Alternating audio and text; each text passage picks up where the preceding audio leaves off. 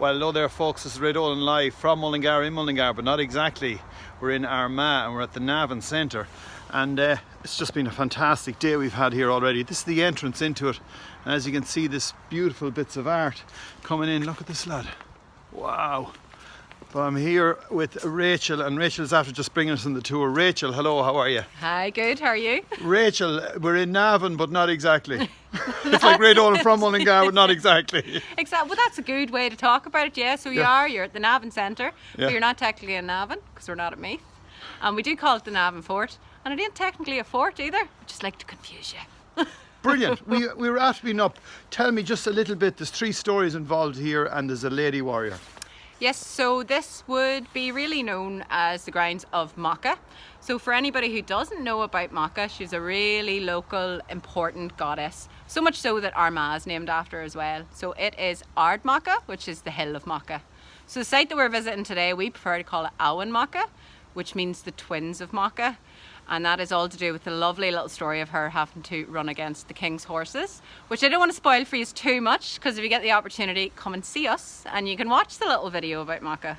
Other stories as well, there's sort of 3 different stories. There's another story as well. Just give me bits and pieces just to So there's probably the most famous one, which most of your viewers might be aware of, is the Cooley Raid. And if we boil that down to its core parts, that's really Queen Maeve of Connacht, the lovely fearsome Queen Maeve, was jealous of the Bull of Ulster and decided to start a war to try and get it. So that's it in its simplest terms. Brilliant. This is an interpretive centre. It's an absolute beautiful place. Fantastic information. There's a whole area that can go through all the history. But on top of the very top, we were up at the temple. Now, not many people think that Irish people or Irish culture had temples. Tell us a little bit about our temple. Okay, so the temple that they find here, the remnants of it date back to about 95 BC. So we're right in the middle of the Iron Age, and around the time of King Conor MacNessa, who you'll see involved in a lot of those little myths and legends story. So it is a little bit of a different site. It's the only site where they found the remnants of a temple anywhere so far in Europe, UK and Ireland. So it's nice to be different, but the other side is then we've nothing really to compare it to.